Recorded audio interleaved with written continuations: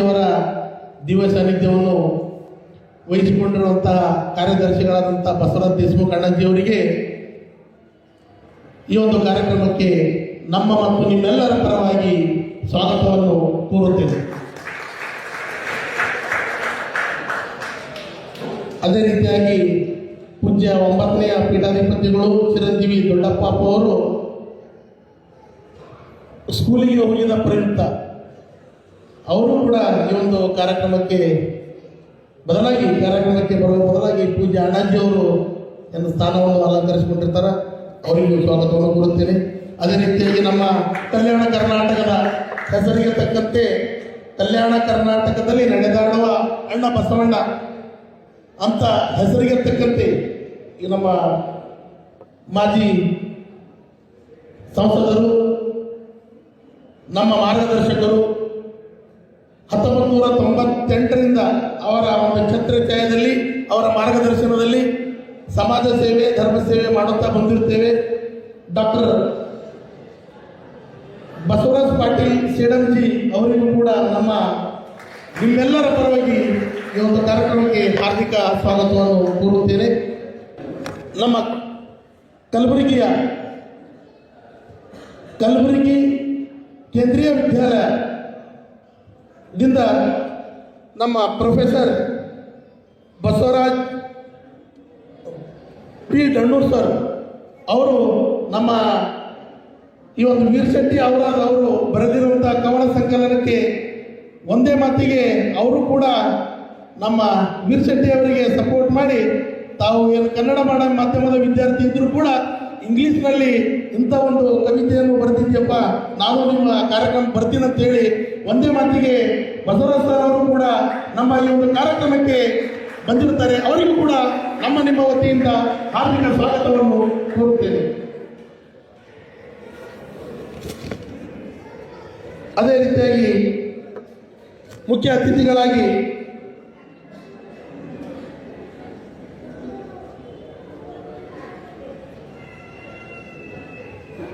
ಶರಣ ಸಂಸ್ಥಾನದ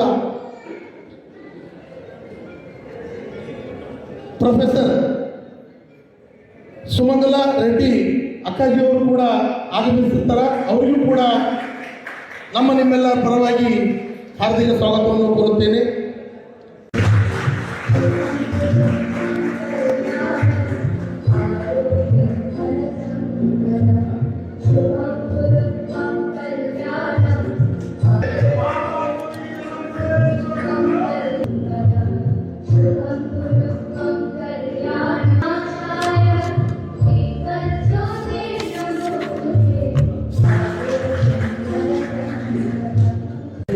Presence of our respected guests on the dais. I request all the guests on the dais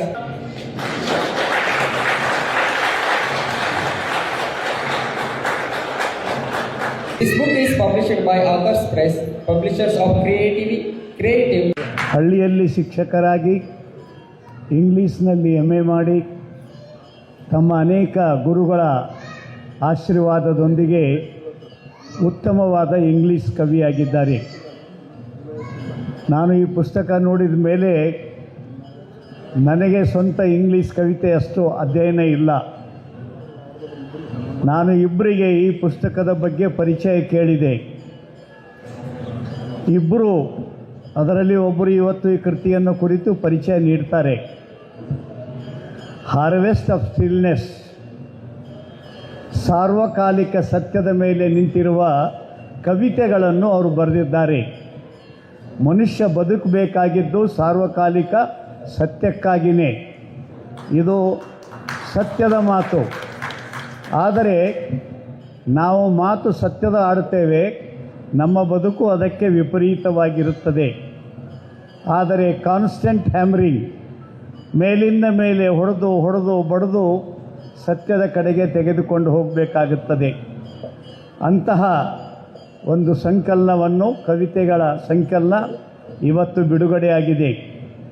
ಆದರಣೀಯ professor Basavaraj P ಡಣ್ಣೂರ್ Gulbarga ವಿಶ್ವವಿದ್ಯಾಲಯದ ಕೇಂದ್ರೀಯ ವಿಶ್ವವಿದ್ಯಾಲಯದ ಮಾನ್ಯ ಇಂಗ್ಲೀಷ್ ಪ್ರಾಧ್ಯಾಪಕರು. ಅವರು ಒಳ್ಳೆಯ ವಿಮರ್ಶಕರು, ಒಳ್ಳೆಯ ಲೇಖಕರು ಮತ್ತು ಒಳ್ಳೆಯ ಉಪನ್ಯಾಸಕರು.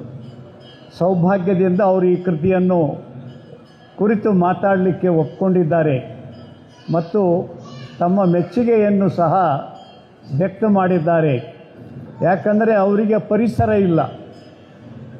ಒಂದು ಕಾಲೇಜಿನಲ್ಲಿ ವಿಶ್ವವಿದ್ಯಾಲಯದಲ್ಲಿ ಇದ್ದಾಗ ಏನೊಂದು ಪರಿಸರ ಇರ್ತದೆ, ಆ ಪರಿಸರ ಹಳ್ಳಿಯಲ್ಲಿ ಕೆಲಸ ಮಾಡುವಾಗ ಸಿಗೋದಿಲ್ಲ.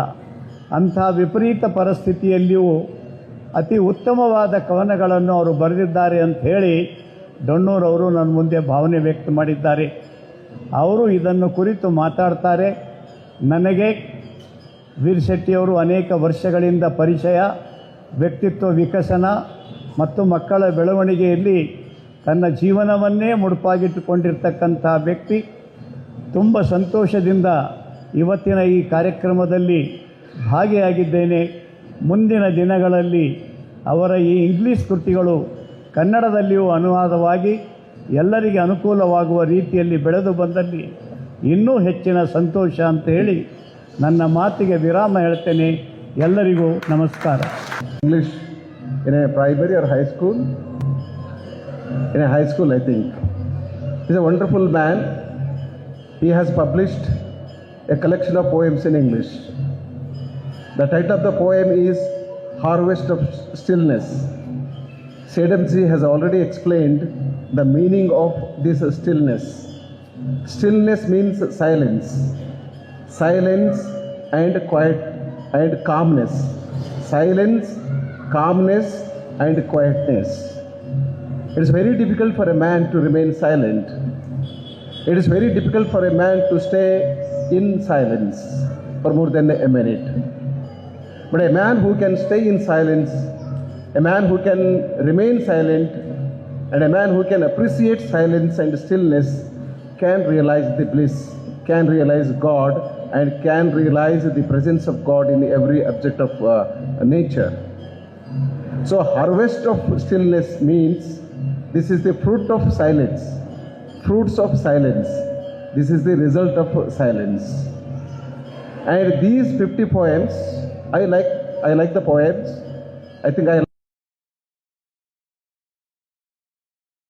like about 20 poems. Listen to me. If a collection of poems, if it has 20 successful poems in it, it is a remarkable work of art. Any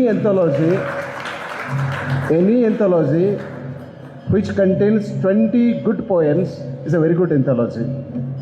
Take the example of Bendre. Don't think that all the poems that all the poems that contain in any work of Bendre are equally successful. It's not like that. In any collection, ಬಿಡುಗಡೆ ಮಾಡೋದಂತ okay, ನಮ್ಮ ಬಿರ್ಸಟ್ಟಿ 40%, ಅವರು 50% of poems will be good. ಅವರಿಗೆ ಅಪ್ಪಾಜಿಯವರ ಪ್ರೇರಣದಿಂದ ನಮಗೆ ಬಹಳ ಪ್ರೇರಣೆ ಸಿಕ್ಕಿದಂತ ಮೊದಲು ಯಾವಾಗಲೂ ಸಿಕ್ಕಾಗೂ ಹೇಳ್ತಿದ್ರು. ಯಾಕಂದರೆ ಅಪ್ಪಾಜಿಯವರು ಯಾವಾಗಲೂ ನಮ್ಮ ಲಿಂಗಕ್ಕೆ ದೊಡ್ಡಪ್ಪ ಸಣ್ಣಬಸಪ್ಪ ಅಪ್ಪಾಜಿಯವರು ಬರೆಯೋರಿಗೆ ಬಹಳ ಪ್ರೋತ್ಸಾಹ ಕೊಡ್ತಿದ್ದರು. ಹೀಗಾಗಿ ಅವರ ಆಸೆ, ಅವರ ಕನಸದಂತೆ ಅವರು ಯಾರಿಗೂ ನಾವು ನಮ್ಮ ಸಂಸ್ಥೆ ಕೂಡ ಈಗ ಬರೆಯೋದಲ್ಲಿ ನಮ್ಮ ಬಹಳ ಮಹತ್ವವನ್ನು ಕೊಡ್ತೇವೆ. ಅದು ಮತ್ತು ಯಾವಾಗಲೂ ಬುಕ್ ಈ ಭಾಗಕ್ಕೆ ಪ್ರಿಂಟ್ ಮಾಡೋದಲ್ಲಿ ನಮ್ಮಲ್ಲಿ ನಮ್ಮ ಬಸವರಾಜವರು ಇದ್ದಾರೆ, ಕೊನ್ನೂರವರು ಇದ್ದಾರೆ. ಅದರ ಪರ್ಚೇಸ್ ಮಾಡೋರು ನಮ್ಮ ಸಂಸ್ಥೆಯು ಕೂಡ ನಾವು ಪರ್ಚೇಸ್ ಮಾಡ್ತೀವಿ ಅಂತ ಈ ಸಂದರ್ಭದಲ್ಲಿ ಹೇಳಿ ಇವರಿಗೆ ದೇವರು ಇನ್ನೂ ಹೆಚ್ಚಿನ ಶಕ್ತಿ ಕೊಡಲಿ, ಶರಣ ಬಸವೇಶ್ವರ ಕೊಡಲಿ. ಯಾಕಂದರೆ ಈ ಭಾಗ ನಮ್ಮ 12ನೇ ಶತಮಾನ ವಚನ ಸಾಹಿತ್ಯ ಬರೆದಂಥ ಭಾಗ ಮತ್ತು ಇಲ್ಲಿ ನಮ್ಮ ಬಹಳಷ್ಟು ಈ ಭಾಗಕ್ಕೆ ಕಲ್ಯಾಣ ಕರ್ನಾಟಕಕ್ಕೆ ಕೊಡುಗೆ ಕೊಟ್ಟಂಥ ಭಾಗ. ಇನ್ನೂ ಹೆಚ್ಚಿನ ಸಂಖ್ಯೆ ಈ ಥರ ಬರಲಿ ಅಂತ ಈ ಸಂದರ್ಭದಲ್ಲಿ ಹೇಳಿ ಮತ್ತೊಮ್ಮೆ ನಮ್ಮ ವಿಶೆಟ್ಟಿ ಅವರಾದವರಿಗೆ ಧನ್ಯವಾದ ಹೇಳ್ತೇನೆ. ಮತ್ತು ಅವರ ಸೋದರ ಮಾವದೇರು, ಅವ್ರ ತಾಯಿ ಸ್ವರೂಪ, ಅವ್ರದ್ದಿಬ್ಬರು ಸೋದರ ಮಾವ ಅಂದರೆ ತಾಯಿ ಅಂದರೆ ಮಾಮಾದೇರು.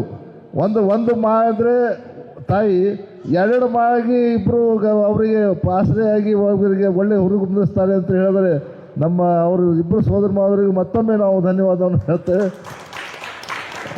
ಎಲ್ಲರಿಗೂ ಶುಭಾರಿಸುತ್ತೆ. ಎರಡು ಮಾತು ಮುಗಿಸ್ತೇನೆ. ಜೈ ಹಿಂದ್, ಜೈ ಕರ್ನಾಟಕ. ಕೆಲಸ ಮಾಡಬೇಕಾಗಿರ್ತಕ್ಕಂಥ ಸಂದರ್ಭದಲ್ಲಿ ಲಿಂಗೈಕ್ಯ ಅಪ್ಪಾಜಿಯವರು ನನಗೊಂದು ಅವಕಾಶ ಕೊಟ್ಟರು. ಬಸವ ಕಲ್ಯಾಣ ಅಂದೆ, ಬಸವ ಕಲ್ಯಾಣ BCA ಕಾಲೇಜಲ್ಲಿ ಇಂಗ್ಲೀಷ್ ಲೆಕ್ಚರರ್ ಆಗಿ ಜಾಯ್ನ್ ಆಗಿದ್ದೆ ಬಿಫೋರ್ ಕೋವಿಡ್. ಸುಮಾರು ಒಂದು 4-5 ವರ್ಷ ಆದಮೇಲೆ ನಾನು ಪೋಸ್ಟ್ ಬಿಟ್ಟಾಗ ಅಪ್ಲೈ ಮಾಡಿದೆ, ಬಿಟ್ಟೆ ಆಮದು ಬೇರೆ. ಸೊ ಹಾಗಾಗಿ ನಾನು ಯಾವಾಗಲೂ ಈ ಸಂಸ್ಥಾನಕ್ಕೆ ಚಿರಋಣಿಯಾಗಿರ್ತೀನಿ. ತಮ್ಮ ಒಂದು ಮಾರ್ಗದರ್ಶನ ಸಪೋರ್ಟ್ ಹೀಗೆ ಇರಲಿ. ಬಸವರಾಜ ದೇಶಮುಖ ಅಣ್ಣ ಅವರು ಯಾವಾಗಲೂ ನಮ್ಮ ಮಾಮವರಾಗಿರ್ಬೋದು, ನಾವಾಗಿರ್ಬೋದು, ನಾವು ಚಿಕ್ಕಂದಿನಾಗಿನೂ ಕೂಡ ಈ ಸಂಸ್ಥಾನಕ್ಕೆ ಬರೋದು ಹೋಗೋದು, ಆ ಪೂಜ್ಯ ಈ ಲಿಂಗೈಕ್ಯ ಅಪ್ಪಾಜಿಯವರ ಒಂದು ದರ್ಶನ ಎಲ್ಲವೂ ಕೂಡ ನಡೀತಾನೆ ಬಂದಿದೆ. ಸೊ ಹಾಗಾಗಿ ನನ್ನ ಮೊದಲ ಪುಸ್ತಕ ಇಲ್ಲೇ ಒಂದು ಬಿಡುಗಡೆ ಆಗಬೇಕು ಅಂತ, ಯಾಕಂದರೆ ದೇವರ ಸನ್ನಿಧಿಯಲ್ಲಿ ಬಿಡುಗಡೆ ಆಗೋದಂದ್ರೆ ಒಂಥರ ಪೂರ್ವಜನ್ಮದ ಪುಣ್ಯ ಇದ್ದ ಹಾಗೆ. ಸೊ ಹಾಗಾಗಿ ನಾನು ಆಯ್ಕೆ ಮಾಡಿಕೊಂಡಿರ್ತಕ್ಕಂಥ ಸ್ಥಳ ಕೂಡ ಈ ಒಂದು ಶರಣನ ಸನ್ನಿಧಿ. ಸೊ ಹಾಗಾಗಿ ನಾನು ಯಾವಾಗಲೂ ಈ ಒಂದು ಸಂಸ್ಥೆಗೆ, ಮಾತಾಜಿಯವರಿಗೆ, ಚಿರಂಜೀವಿ ಅಪ್ಪಾಜಿಯವರಿಗೆ, ದೇಶಮುಖ ಅಣ್ಣವರಿಗೆ ಯಾವಾಗಲೂ ಕೂಡ ನಾನು ಚಿರಋಣಿಯಾಗಿರ್ತೀನಿ.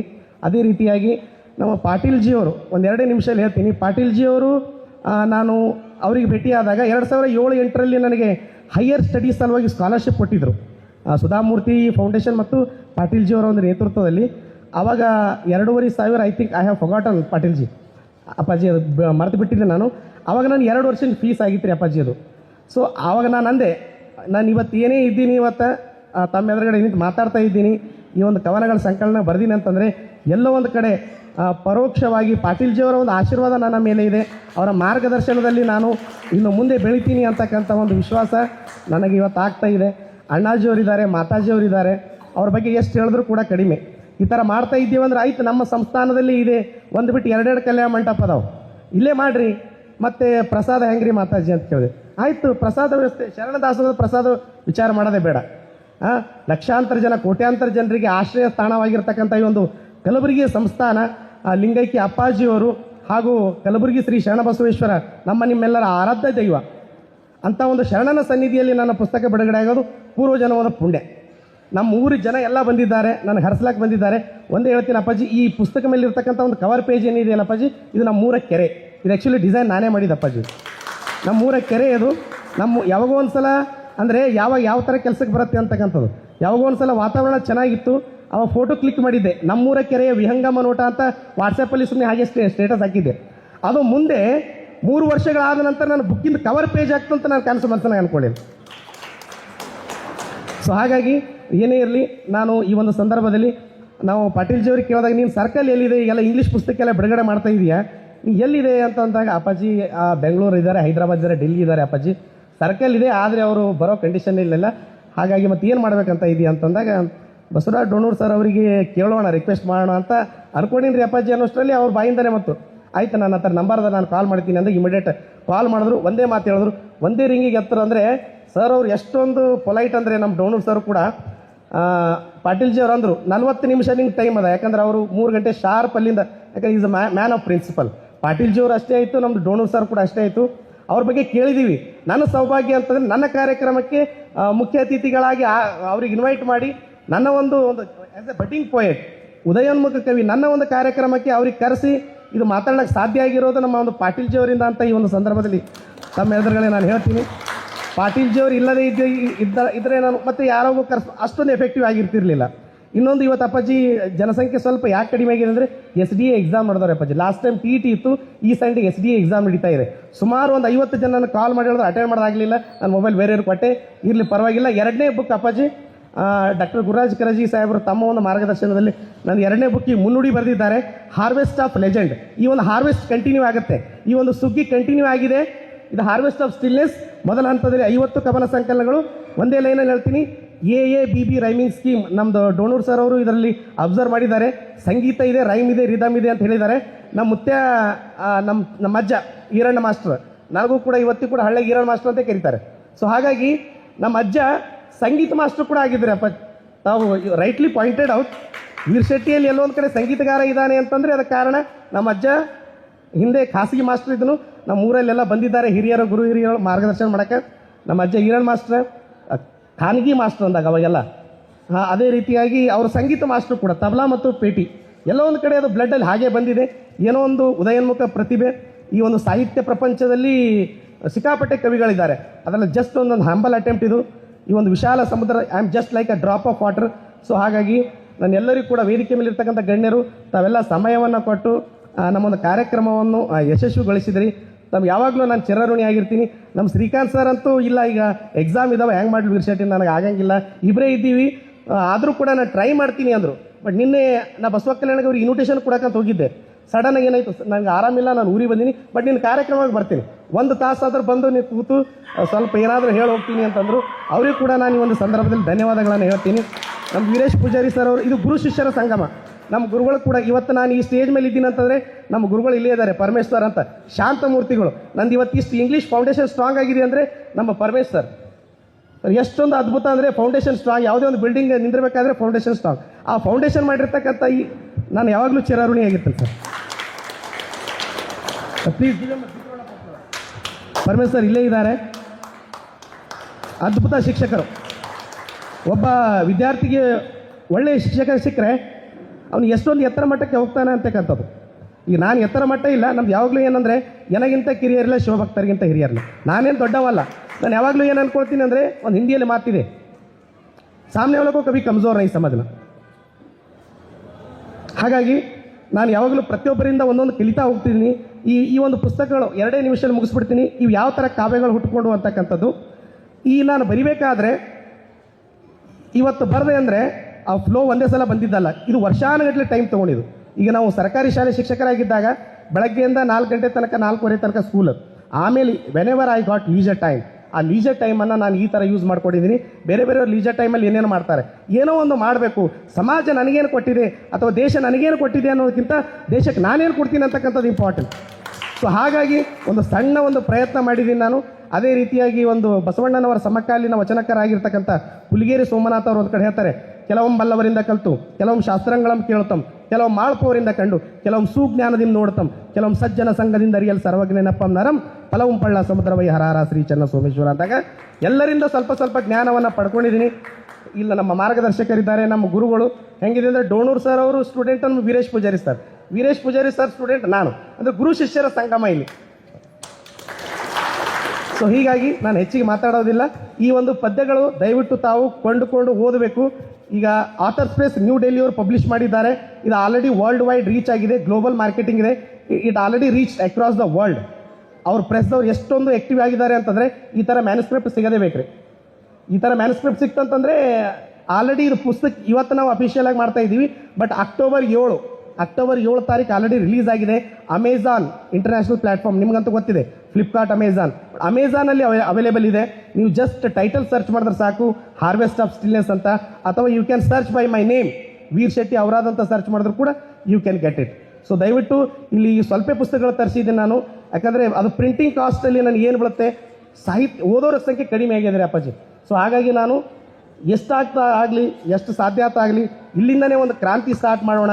ನಾನು ಎಷ್ಟೊಂದು ಎಲ್ಲ ಕಡೆ ಸ್ಪ್ರೆಡ್ ಮಾಡಿದ್ದೀನಿ. ಇದು ಸುಮಾರು ಈಗ ಆನ್ಲೈನಲ್ಲಿ ಏನೂ ಇಲ್ಲ ಅಂತಂದರೆ 1.5 ತಿಂಗಳಲ್ಲಿ ಮೋರ್ ದೆನ್ 500 ಬುಕ್ಸ್ಗಳು ಆಲ್ರೆಡಿ ಸೇಲ್ ಆಗ್ಯಾರಪ್ಪ. ಈ 2ನೇ ಮುದ್ರಣ ಶಾರ್ಟ್ಲಿ ಜನವರಿಲಿ 2ನೇ ಮುದ್ರಣ ಮಾಡ್ತೀನಿ ಅಂದರೆ, ಇವತ್ತು ನಾವು ಪುಸ್ತಕ ಯಾಕಂದರೆ ಲೇಟ್ ಆಗ್ತಿತ್ತು ಭಾಳ. ಅಕ್ಟೋಬರ್ 7 ಪಬ್ಲಿಷ್ ಆಗಿದೆ. ಇವತ್ತಿಗೂ ಕೂಡ ಒಂದಾದ ನಂತರ ಒಂದು ತರಬೇತಿ ಅದು ಇದು ಸರ್ಕಾರಿ ಶಾಲೆ ಶಿಕ್ಷಕರನ್ನು ನಿಮ್ಗೆ ಗೊತ್ತೇ ಇದೆ. ಸೊ ಹಾಗಾಗಿ ಸಿಕ್ಕಾಪಟ್ಟೆ ವರ್ಕ್ ಶೆಡ್ಯೂಲ್ ಬ್ಯುಸಿ ಇರೋದ್ರಿಂದ ನಾನು ಜಾಸ್ತಿ ಟೈಮ್ ತೊಗೊಳಂಗಿಲ್ಲ. ಆ್ಯಂಡ್ ಇನ್ನೊಂದು ಲಾಸ್ಟ್ ಟೈಮ್ TT ಎಕ್ಸಾಮ್, ಈ ಟೈಮ್ ಯಾರು ಬರಲಿ ಬಿಡಲಿ ಕಾರ್ಯಕ್ರಮ ಮಾಡೋಣ, ಮುಂದೆ ನೋಡೋಣ, ಅಲ್ಲಿ ಬುಕ್ ಲಾಂಚ್ ಅದು ಮಾಡ್ಕೊತ ಹೋಗೋಣ ಅಂತ ನಾನು ಅಂದಾಗ. ಸೊ ಕೊನೆಗೆ ಮಾತಾಜಿಯವರಿಗೆ ಮತ್ತು ಅಣ್ಣಾಜಿಯವರಿಗೆಲ್ಲ ನಾನು ರಿಕ್ವೆಸ್ಟ್ ಮಾಡಿದಾಗ ಭಾಳ ಖುಷಿಯಿಂದ ಒಪ್ಕೊಂಡ್ರು. ನಾನು ಯಾವಾಗಲೂ ತಮಗೆ ಸಂಸ್ಥಾನಕ್ಕೆ ಚಿರಋಣಿಯಾಗಿರ್ತೀನಿ ಅಪ್ಪಾಜಿ. ಮುಂದೆ ಇನ್ ಫ್ಯೂಚರ್ ನಾನು ಆಫ್ಟರ್ ರಿಟೈರ್ಮೆಂಟ್ ನಾನು ತಮ್ಮ ಒಂದು ಇದರಲ್ಲಿ ಸೇವೆ ಸಲ್ಲಿಸ್ತೀನಿ. ತಮ್ಮ ಮಾರ್ಗದರ್ಶನ ಇರಲಿ, ತಮ್ಮದೊಂದು ಆಶೀರ್ವಾದ ಇರಲಿ.